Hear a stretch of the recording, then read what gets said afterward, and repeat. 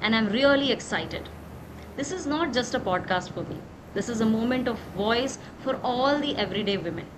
I am Prerna, your host today, and also a founder of Thrive Edge, a startup which is built with a vision to make workplace worth living. I'm a leadership coach, a posh consultant, soft skill trainer, and an entrepreneur. She Thrive is not just a podcast about women. It is for the women, by the women. Because every woman has a story worth hearing. So, in this podcast, we are not just going to celebrate success. We will be talking about struggles, choices, courage, and those everyday moments that shape a woman who she becomes. Whatever you do, wherever you are, your story matters. So, welcome to She Thrive. Our today's guest is very special. She has spent over 15 years inside some of the world's most recognized organizations like Wipro, TCS, IBM, American Express, Concentrix, and many more.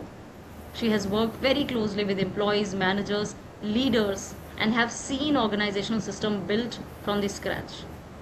But what makes this journey more special and relevant to our today's conversation is that she has experienced the corporate world not only as an L&D professional or an organizational development expert, but also as a woman who is navigating the career, who has seen setbacks, who has seen transitions, who has done the leadership responsibilities, and eventually had the courage to build an independent consulting career.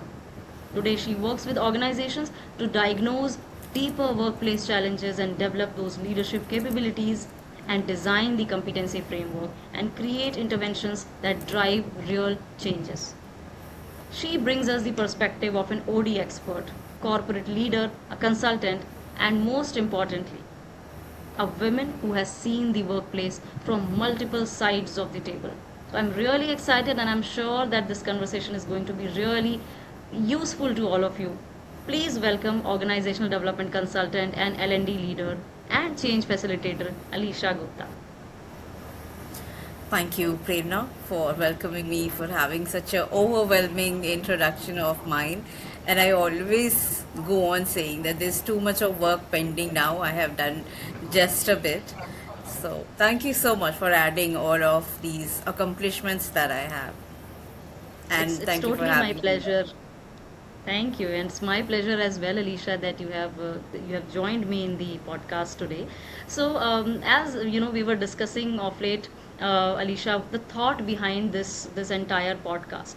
Uh, you have worked 15 years into the corporate, and I think the women, and in fact everybody who is hearing this, I believe that the women's story that we see today uh, is not complete, right?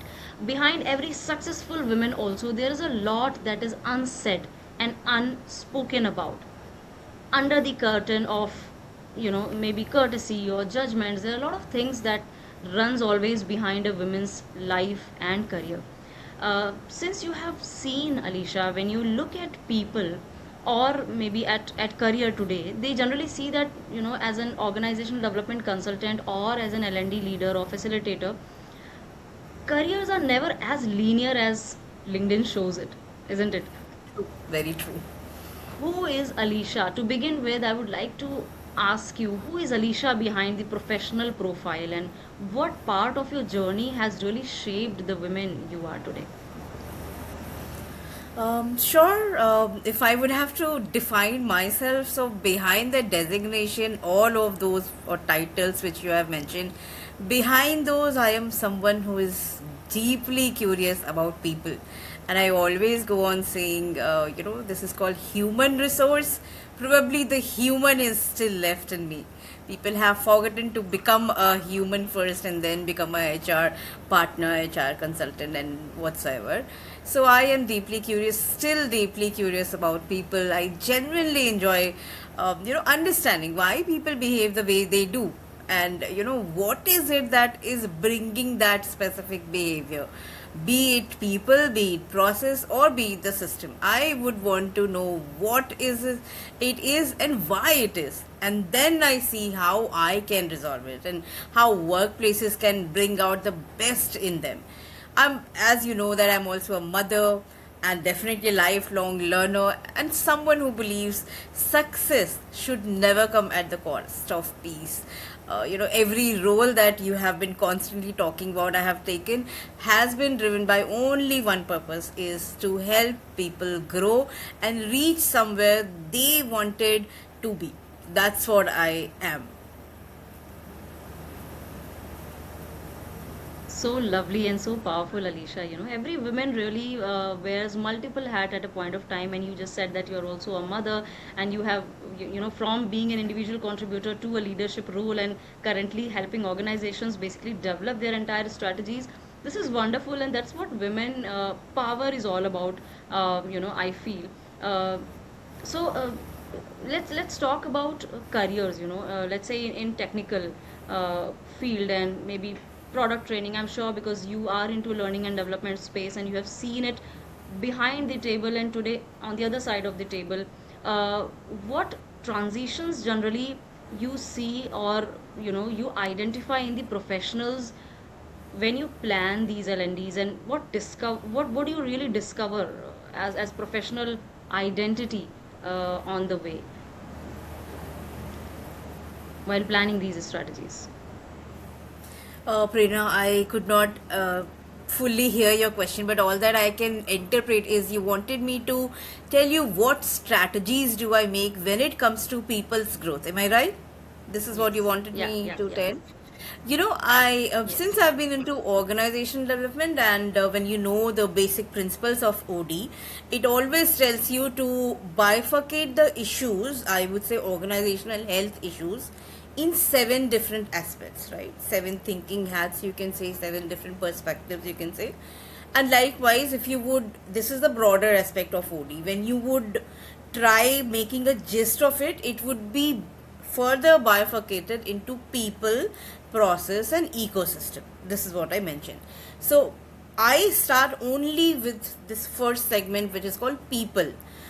Anywhere in the organization where I go for OD consultancy, the very first thing that I would suggest is give me the employee base, give me the hierarchy that the organization currently has, what are the roles and responsibilities this organization has defined as of today. I thoroughly study the employee management.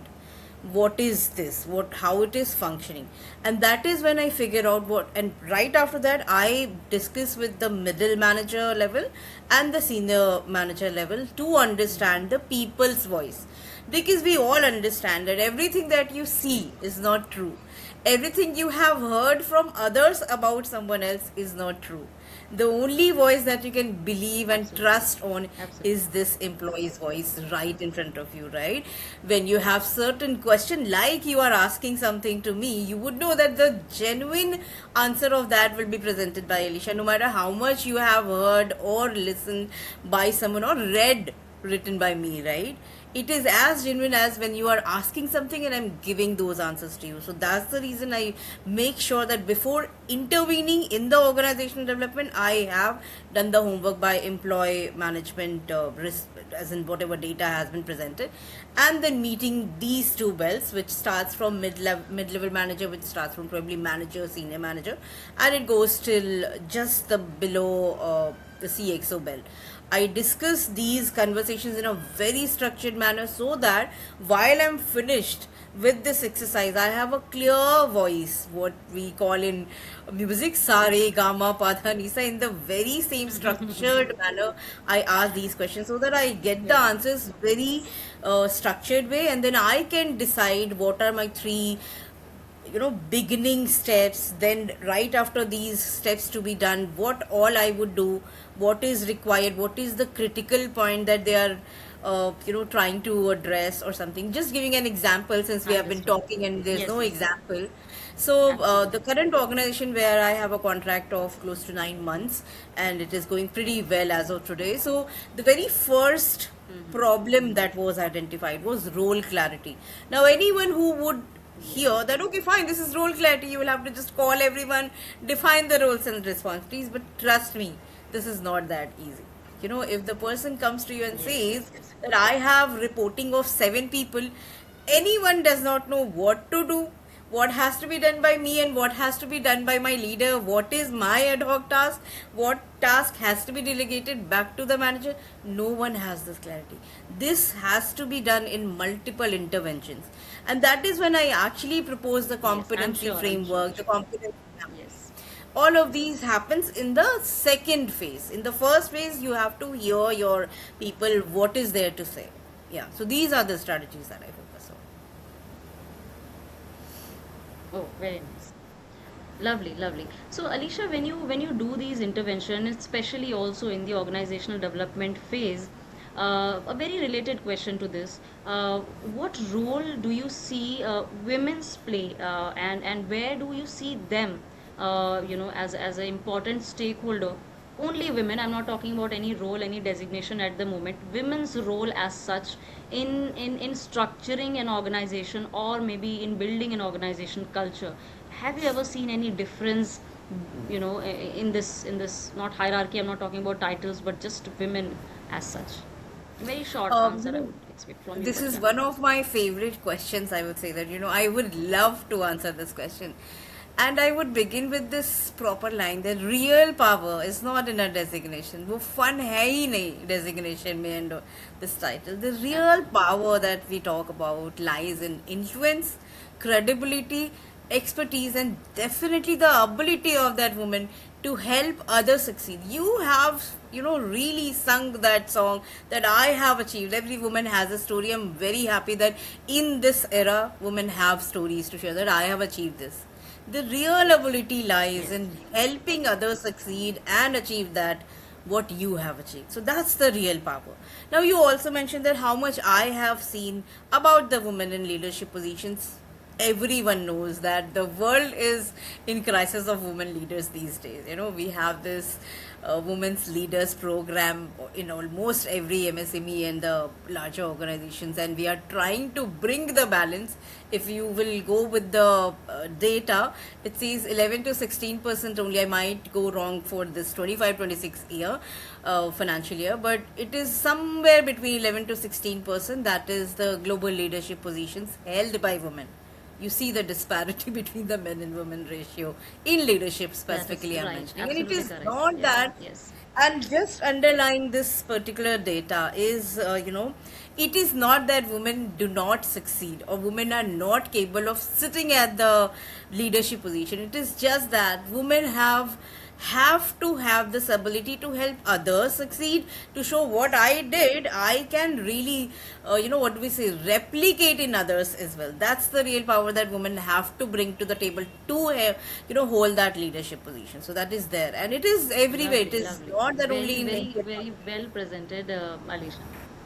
Yes, Yep. I totally agree with you, and that's what, I mean, this is need of the hour, and I think, uh, yes, yes, absolutely. This is the need of the hour, and it's a high time that it hurts sometimes, when you really see that in a world full of women's and driven by women's, and they are such a force of the nature, and still when you talk about leadership, I mean, we are struggling to reach to the double digit, and hardly we are able to make it to 12%, 13%, or if you talk about global leadership, it is just 15%. This is painful, but I'm sure this will change. So my next question is going to be related to women's empowerment in the sense, generally हम देखते हैं ना, money, job and freedom, right? I think the word associate these things, money, job and freedom. What is your thought about it, Alicia? You think they are interconnected, they all are linear? What is that they share? Money is equal to uh, you know job and freedom, they all are linear. What strategy, what do you think about it, Alicia? Your thoughts? Honestly, I'm very sure any financial consultant would agree to this point of mine. Money is not a goal for anyone. Reaching this particular amount is not a goal. And I'm very sure any leader who has crossed that bar would not agree that success has to be measured by money. That's a myth. The real success is in your mental freedom, that whatever I have achieved is on my ground. Like, no, I have made those rules, I have worked on it, and I then have achieved this. That is when you tell the success parameter as I was at 50 lakhs a year, now I have crossed to 2 crore, is just the KPI possibly, but then the real success measurement lies in the freedom that was being acquired. That no one really told me this has to be done, this cannot be done. You have to be here at 9, you can't reach at 8:30, you can't log off at 6:30. These were not the rules made by someone, and still I have been able to achieve. So money is not the ultimate goal for sure. It's a tool that creates choices. Like, I always say I have been into job for 15 and a half years. I totally understand that a job provides your income so that you pay your bills. Everyone has his or her own bills, and this income really helps you clear those bills. The financial independence, what I'm talking about, gives you confidence and freedom. The examples that I just gave, that you cannot be logging off at 6:30, you have to be here till Yes, yes, 7. yes, yes. These are all financial independence.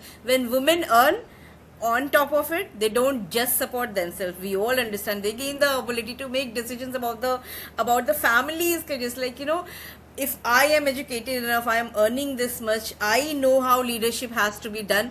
She will make better decisions about her career and family at the very same time. So this is the difference between just the money and then the freedom equal to money earned. Lovely. And I there's a think you key line which I answered. always just that there's a key line I always give. I'm not a financial consultant, but I always say that financial independence is not about luxury, it's about having a voice. That's it. Very nice. Loved this line, Alicia, and you said it really well. And that's what actually I wanted to, that's why I asked this question, because generally women's की life में पैसा job को freedom के equivalent माना जाता है. Most of the women are still thought as such कि if they are making money, if they are earning, they are anyways independent. But I liked it when you said this, that money is not equivalent to, or a job is not equivalent to freedom. Freedom is about having a voice. So lovely, Valisha. Thank you so much for saying that. I'm sure the women who are hearing this, they will relate to this. uh, अच्छा, women's की life generally बहुत uncertain होती है Alisha, in our context, and specially आप leadership के बारे में जब काम करते हो, when you do that, you realise, you see that women's are the most hardworking employees in a company to begin with, up till mid level. Suddenly उनकी life में ऐसे एस्पेक्ट्स आते हैं, ऐसे चेंजेस आते हैं जो सिर्फ उन्हें इम्पैक्ट करते हैं. Unfortunately it does not impact as much to the other counter part as does to a women. So we say that कि जनरली बहुत अनसर्टन लाइफ होती है वुमेन प्रोफेशनल्स की. आपके हिसाब से, from whatever you have seen in your career, in your life, personal and professional both, what would you suggest to women who is hearing this, that they prepare themselves for worst and for best case scenarios in this uncertainty, in their life overall? Okay. As you rightly mentioned, that women often navigate career breaks. You mostly would not hear that a man has taken a career Yeah, break, because he has become yeah, a father. So I'm just taking yes, those examples. yeah, Even though nowadays I keep on hearing these stories about caregiving responsibilities, that the man has taken a break because he really wants to take care of his parents. He has yes, flown down from to India and all that. But then, usually, in generic cases, women often navigate these career breaks, yeah, these caregiving breaks, bias, changing priorities. All has happened to women. We can't control uncertainty, is a fact. But what we can do is we can prepare ourselves for this continuous learning or building financial security, that while I am on that career break, at least my financial security is at place. And I lovely, am maintaining a strong professional network, that when I decide to come back in the same ecosystem, I have a strong network to very support me, to nice. back me up. We cannot really sing that again, song that, I have just taken a maternity break, please give me a job. No, your network has to be supportive enough to welcome you in your ecosystem as it was earlier. So that is my take. Very gold insight Alisha, I would say that, because yes, आप बहुत सही कहा आपने. Generally ये moments आते हैं.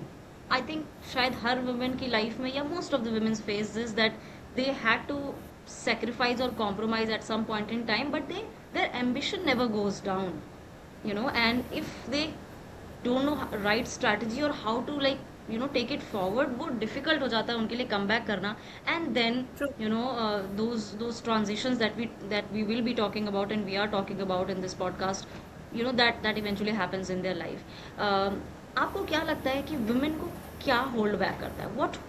what held them back in their careers? क्यों ये लीडरशिप की प्रॉब्लम है? हम क्यों डिस्कस कर रहे हैं आज की 15% लीडरशिप है और 30% भी नहीं है, forget about 50%. Honestly, Prerna, this comes from a program that I went through when I was with HFCL, and I got this program as a flagship program. It was called Future Women Leaders Program of 2023-24, and I got this very clear hearing from a very renowned author and coach. She was CFO earlier, and then she has become ICF coach. Sometimes it's external barriers. I would not give a doubt that it's always internal. Sometimes it's external barriers like bias, lack of opportunities, definitely there. But most of the times that women held back is their internal bias. Waiting until we are 100% ready before taking a chance. I have just become mother. How do I go out? That's the one common thing that I'm saying कि अरे मैं कैसी दिख रही होंगी, मैं कैसे बाहर जाऊँ. It's just a minimal example. Now it comes to मैं कैसे अप्लाई करूँ, मैं कहाँ अप्लाई करूँ, कौन मुझे अब जॉब देगा. All of this are sitting here.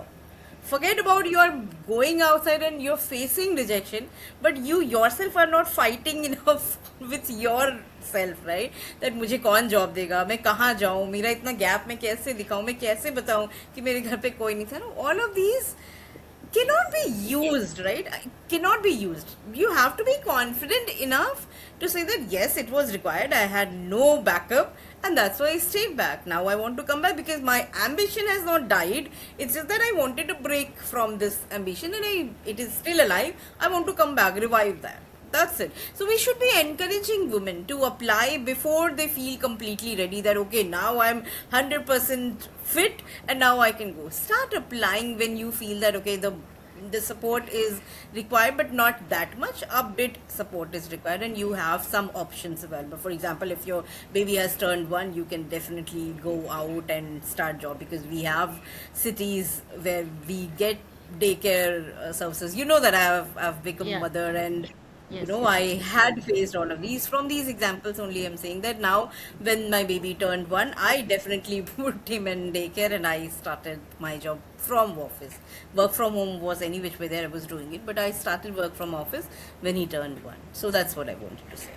Uh, don't you think, Alicia, that many a times women's when they, like, since we are talking about career break, so when they want to go back to the organization and they go back to the organization, they experience something different uh, than what they were previously when they were, you know, working with all aspirations and they were performing. Suddenly something changed when they join an organization after their maternity break. And I know that women face this, you know, it happens. What's your thought about it? Like, why does that even happen, and why people suddenly think that since she is from a career break, uh, and a very common comment I'll tell you, you know, that women tell me when I talk to them in my programs also, that they say that अभी तो छुट्टियों से आई है, you know. And those are not leaves, those are not vacations. We know it's a physically, mentally, and in every possible way, it's a life changing experience for a woman, not only for good. Let's talk about that. It's not only a hunky dory and lovely experience, it is difficult phase for women. Why do they face that, and like what can they do about it?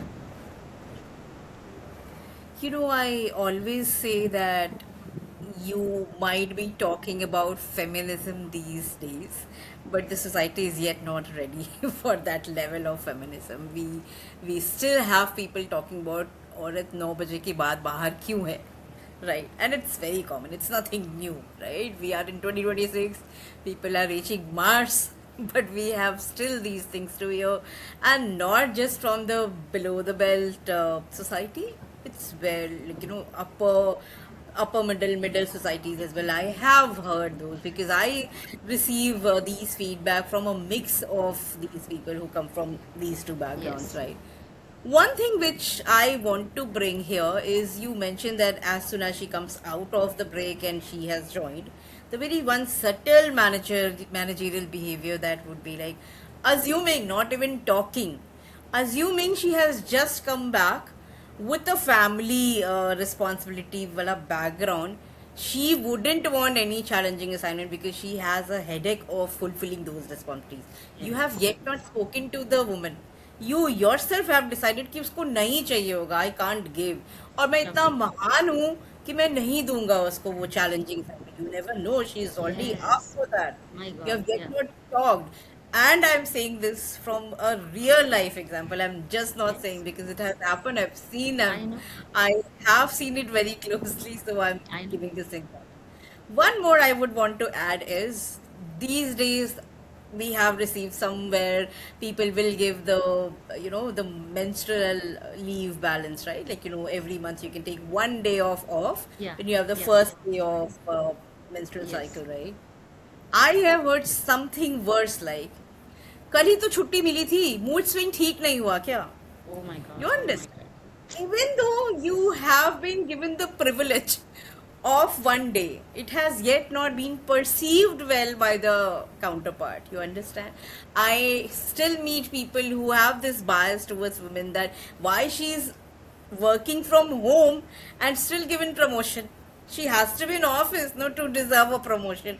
I have seen I still hear these. Trust me when I say that I still hear these I statements. trust you, and that's what this podcast is all about. And I'm really loving it, this candid conversation, because Alicia, this is what it is happening. This is what is the real fact of the world for women, which looks very glorified and hunky dory. But you think about it, a woman who has come from a major surgery and a humongous responsibility of taking care of a child, and nothing else go off her shoulder during this period, and suddenly she's ready to take up that additional responsibility of the work because she likes her freedom and independence and ambition, and then she hear these comments. It is I know, but I like this, the way you bifurcated it, saying people assume that she would not be able to handle it, and they don't ask her, they don't talk to her, and they don't even think about, okay, let's manage this, let's see. Because honestly speaking, since we are talking about it, Alicia, मैंने खुद देखा है, and we all have experienced it and we all have seen it very closely,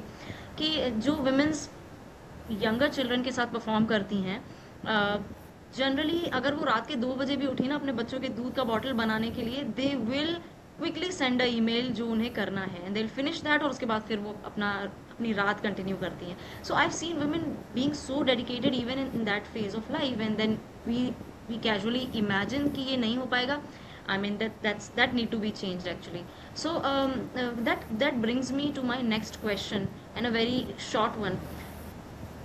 Are we, as an organization, okay, I'm asking from this organization point of view, are we really trying to fix women instead of fixing the workplace as an organization? Uh, Where are we heading? Please, to be very honest, this is not my motto that I would be only fixing the issue of women. And I would call it a partnership.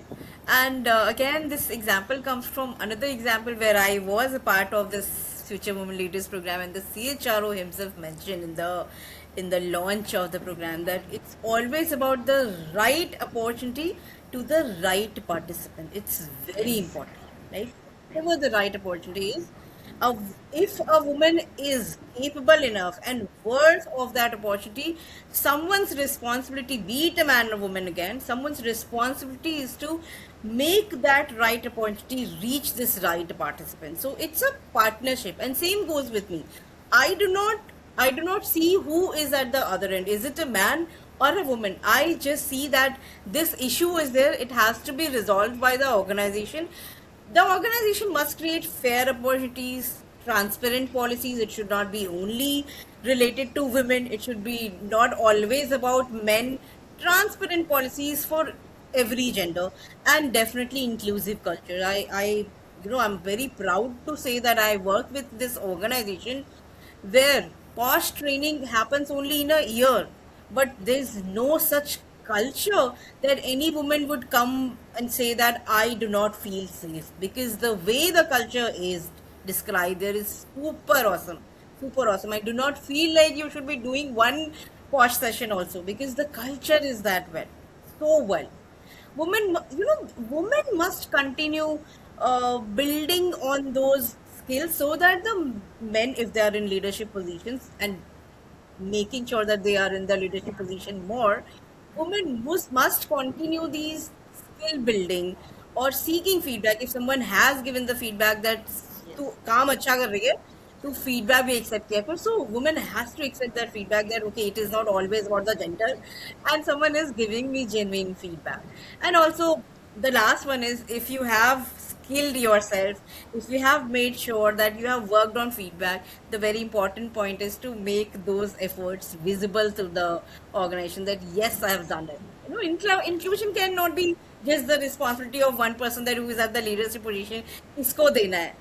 You are also responsible to make sure this opportunity is being shown कि इस opportunity के लिए मैं best हूँ. It's not about man and woman. मैं best हूँ as a candidate. मैं Yes, best हूँ yes. इस चीज को help करने के लिए. Lovely, lovely. Very, very well explained. And I'm really liking the intellect that you're bringing into this conversation, Alicia.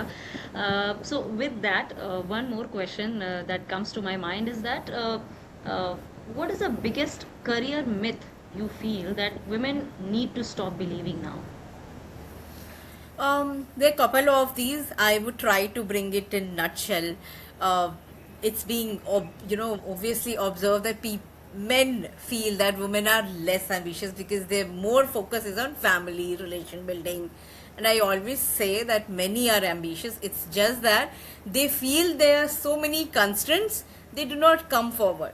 That even though there are family responsibilities and this and that, they're ambitious. There are many ambitious women. I have many women examples in my own real life. One more is, women are very emotional. How can they become a leader? They're very emotional, right? I always say emotional intelligence is a leadership strength. So even though they're Yes. emotional, they're bringing lots of capability. And I always give this example in many of the programs. Like, who manages finances better? You tell me. A Yeah. home is always We've good seen when our we have. mothers bargain like anything. I'm sure Yeah. every women would agree that, they cannot be a better bargainer than your mom. Yeah, on the earth it is being proven. Yeah, forget about only Yes. India, on the earth. Right, and I remember this example that in my earlier organization, when I was managing end to end the entire organization wide L&D, if there are any negotiation call pending for any vendor, they used to call, Alicia, 10 minute का time है क्या, free है क्या, please Hmm. हमारी ये vendor call final होने वाली negotiation call है. I'm like, okay, why? I can do negotiations for L&D partners and all. नहीं नहीं, please हमारा कर दे, please हमारा ये negotiation कॉल कर दे. So, because they understand that the best negotiation skills comes from this girl, and they will ask me, request me to get these done. So women don't negotiate, ऐसा कुछ नहीं है. We are the best negotiators, best Absolutely. negotiators. Yeah. Absolutely. I can vouch for you. Like I said, I think anybody would agree. Keep your hands on your heart and tell me that yes, of course, women are, very strong in negotiation skills. And So, Prerna, to be very honest, equality doesn't mean you have to lower the bar. No, women are not asking you to lower the bar. All that yes. it means is ensuring the very same opportunity gets to everyone, be it a Yes. man or a woman. It has to be a fair chance to reach every man and woman. That's it. That's the equality. Very nice, very nice. Very fair and professional. So we see continuously, especially since we are talking about women's in the corporate, we see continuously there's a trade-off between competence and power for women. Continuously some sort of trade-off happens between competence and power, whether they are competent enough, but are they holding the power, etc. So do you think there is a gap that exists still between the capability of a woman and the power she holds or she can hold or she's not holding? Honestly, I don't feel, not just that I am a woman, so I do not feel. To be honest, I have done some 6 to 7 times this competency framework exercise for different organizations for sure, including my own organization where I've worked, and when I came out of that shell of working and then came into entrepreneurial journey, I've designed competency framework. And honestly, I did not see a bifurcation of competency framework for men and competency framework of women. It goes well for everyone, right? It goes with the role. And if you're giving the same role, possibly a manager role to a man and to a woman, I don't see anyone doing something differently, because that's how the competency is being defined. If it is related to stakeholder communication, the woman will also do the stakeholder communication in the very same fashion that is being expected by the organization. A man will do the same thing, right? It is not about, I see no relation between competency and power and then women power. No, it is not that. If an organization follows a concrete competency framework which defines what desired level of proficiency is required, not from a man or woman, but from a person, from a human, in this defined fashion, that's it. It is not about power. It is about competency definition and the desired proficiency level. That's it. If someone has understood this, I'm very sure anyone who is hearing and who has understood this, the end of the story. Lovely lovely.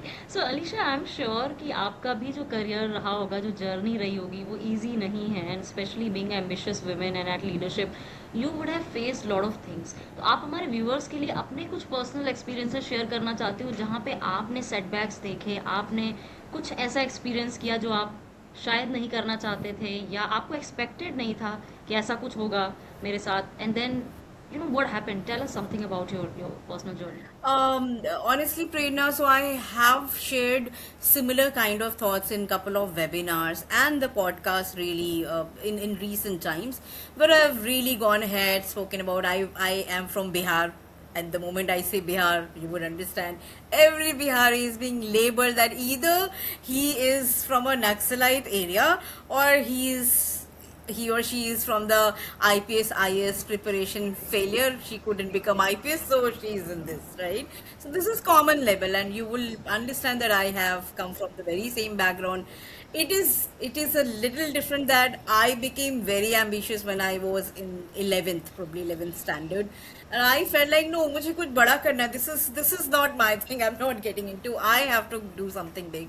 That's when I chose to do something of my own. I kept on trying, and many would not know, I have tried doing entrepreneurial things in the very small age as well. These didn't go well, but I have tried, and that's the reason that kick still remained in me, and today I am definitely there to create my own entrepreneurial journey. Being a Bihari, I've always been judged that Biharis cannot talk in English, forget about be fluent in English. I still remember one day I was in American Express, and the same story I have told in my other podcast as well, that I was co-facilitating a session with an American facilitator there, and someone said Bihari padhayegi. Like, okay, it's high time now. I have to show that yes, Biharis can teach as well in a must in a what do we say, in a much better manner. That if you would start counting, there are many of these examples from which you have to really outgrow and show the world that you still can do it. These barriers are nothing. So I realized, like, if you want to create solutions, the only thing that can take you ahead is just not your own transformation. You have to look at others' transformation as well. It is just not I want to show I've done. I think I started your podcast as well by saying that how much you have achieved is good thing. How much you have done to make others achieve is what tells you that how much you have achieved actually. Right, And right. in the very beginning also, I just decided that I am not just delivering training. I'm not just another trainer. I have to bring a transformation. Yes, absolutely. And I'm sure that the people you're working with are visually seeing those transformations, Alicia, because I have seen your journey very closely in the last couple of months and years. So how does it feel that being a woman, being such a capable woman, you continuously have to prove yourself? There's a constant urge of keep proving yourself at every point in time in life. How does that feel, and how does that reflect your journey? I mean, if ever you had to Um, do. Sure, Prerna, I have a slightly different opinion that you don't have to prove every time. I have not, to be very honest. But I've seen many. I've seen many. In fact, I was talking to someone couple of days ago. She was saying the very same thing. Why I have to prove every day? Yaar, I cannot prove every day. It is right that people have to, as in women have to. I have not, honestly, because I believe in assertive communication, and people who know me, who have worked with me, they will say that I'm the torch bearer of assertive communication. That, if you are at workplace, men are assertive. Why we can't be assertive? Be very assertive. And assertive simply means that just because you have an opinion other one would not have, it is not that. Both have an opinion and both have their logics to present. That's what I have done. I have been doing. I still do assertive communication when I have a point to prove that why this is right. Our logic I would definitely put across on the table, right? So I wouldn't go with the saying that we even have to prove. Though people would say that no, there are women who are struggling a lot. I totally agree. But I feel if you have mastered the art of communicating assertively, you don't have to prove it every day. Your work will prove. You will not prove, your work will prove that hey, I am at equal pace, at equal result. You don't have to prove with your verbal acquisitions at all. Nice, nice. And I'm sure that this will motivate many young women who are out there and who are working and struggling, and they think that, they have to keep proving themselves and tell the world that they deserve it. No. I think, let the world know it, because you're already doing it. So we need to have that confidence in ourselves that we are there, and we don't need to continuously keep proving that I'm worth it, because you're already worth it. Lovely, Alicia. It's really interactive and wonderful conversation. The way it's heading, I'm really loving it, because it's becoming really candid and personal. And I think any women and every woman who is hearing this shall be able to connect the dots to what we are talking about. Yeah. So, Alicia, tell me about your initiatives. What you are exactly doing. You have already told a little bit about it, in the start of the conversation, about the strategies that you do. But for the viewers, if they want to know what Alicia is actually doing, and how can she be of help to them, if they are maybe founders, entrepreneurs, or anybody for that matter, how can she be of help to them? Just tell our viewers Prerna, about it. I always have designed this 30-60-90 framework because that's what I believe in. And here as well for my viewers, I would say that always, when you are starting something, go in a 30-60-90 framework. And it is LDL. I designed it this way, LDL. The first one is listen. For 30 days, try to observe. Like I just gave an example in my OD, I just listen to these voices, to the leadership interviews, to the employee focus group. I hear the hiring team. I talk to the other management teams, what exactly is happening. Only listen. So the first 30 days, make sure that you're listening to everyone with full active listening in your head, no interruption, only hearing, right? So listen and understand the barriers. While you are listening, it is just not that you are sitting there as a counselor and you are just listening. Keep listening and start understanding the barriers that, okay, fine, I have heard this much and I feel this is a pain or issue. I have heard this lot and I got it. This is the workable area. Whatsoever it is, listen. The next 30 days is your design. So as good you will hear in these 30 days, you will be able to design the best framework customized only for this audience. That's what I do.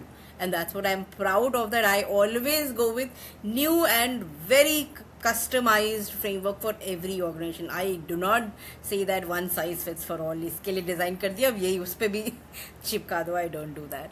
So for next 30 days, you design the framework. You design, if at all you feel that mentoring is the solution, not the training, and we all understand coaching and mentoring are different. So if you feel that leadership development has to be rewired probably. Then you design the framework. If you feel mentoring is required, only by listening to the people, just the mentoring is required, do the mentoring program. How often this will happen, what are the measurable business outcomes that you will try to drive after these mentoring by them. If you feel that manager lot ko sunne ke baad I have to do some managerial capability workshops, design those. Whatsoever you have heard for 30 days, design your solutions. It could be any solution. The 30 days, the last 30 days of this 90 days is launch. So listen, design, and launch. The last one is whatsoever you have designed, start doing the pilot batches of it, be it your leadership development framework, be it your competency mapping, be it your managerial workshops, be if at all you have heard some policy discrimination, revise the policy. If you have designed that I will change these things, so change those policies and bring the drafts to the organization, the owner or CEO or CXO level, whosoever is responsible to that. So listen, design, and then launch. This is how you should always approach anything new, because we all understand that we will be getting assignments every now and then, and with the different organization, different set of people, different culture altogether. So what remains intact is this framework of LDL. Everything else can change.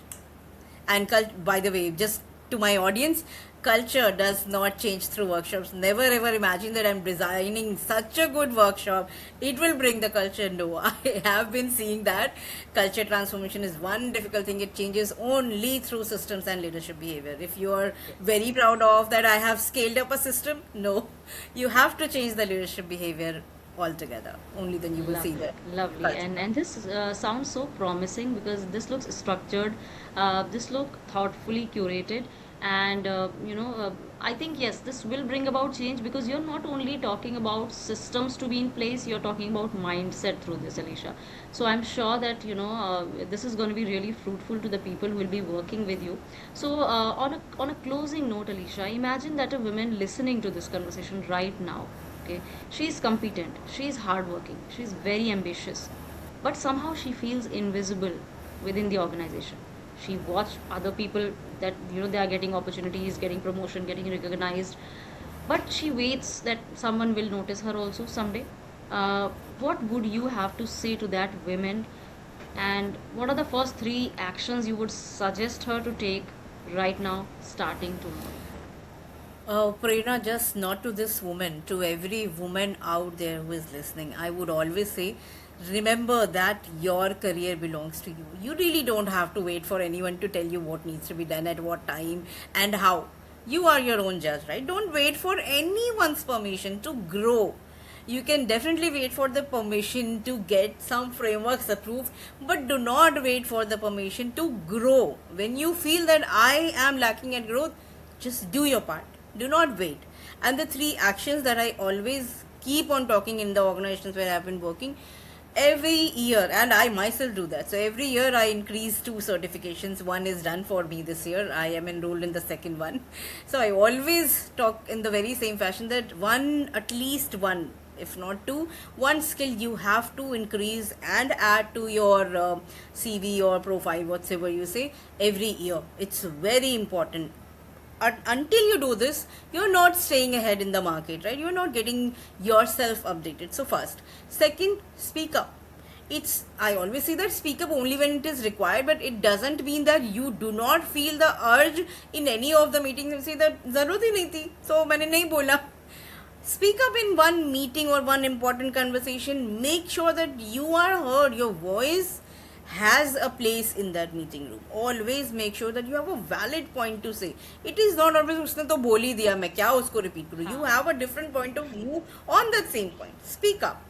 And the third one is, I always say, build your own network. You can require this network at any given point of time, be it a career break or anything. If you have been into industry, you have come out from that industry, you are into entrepreneurial, it is not going well, you will go back, right? So always build your own network. Reach out to your mentor, sponsor, your old colleagues, peers, every week. Like just keep a catch up there. That's it. It's not that you don't have any work, you're lost in your own work. You Lovely, have to lovely. keep up with your work as Lovely. well. And since you're talking about it, yes, very, very prime points that any everyday woman who is hearing this, that yes, speak up, visibility, and don't think for a very longer time. And the networking part that you said, I mean, that's very lovely, because the sessions that I do, I also in fact talk about this to women's, that generally women's are conditioned in a way that confine yourself into a shell and be a good woman, and good girl conditioning happens on them.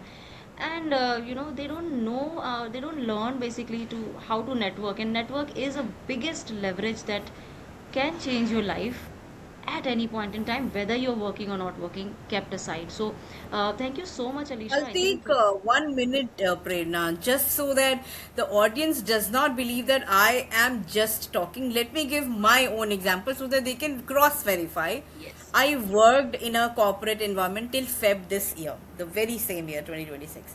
It's been only 4.5 months that I've been into entrepreneurship.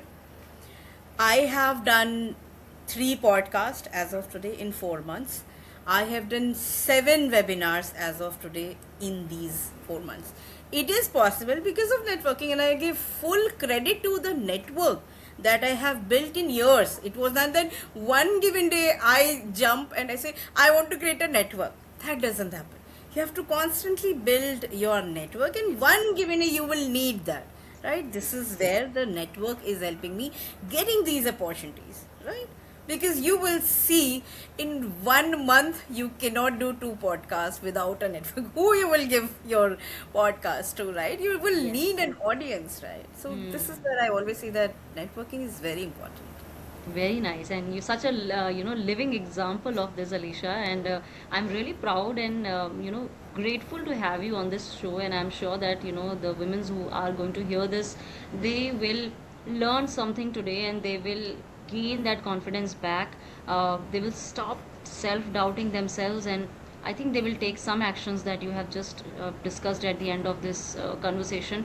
Thank you so much for your valuable time, Anisha. This discussion was really fruitful, and I really enjoyed it, and I'm sure the people who are on the other side are also enjoying this as well. So thank you for coming, and we'll keep in touch. And thank you to the audience who is hearing this.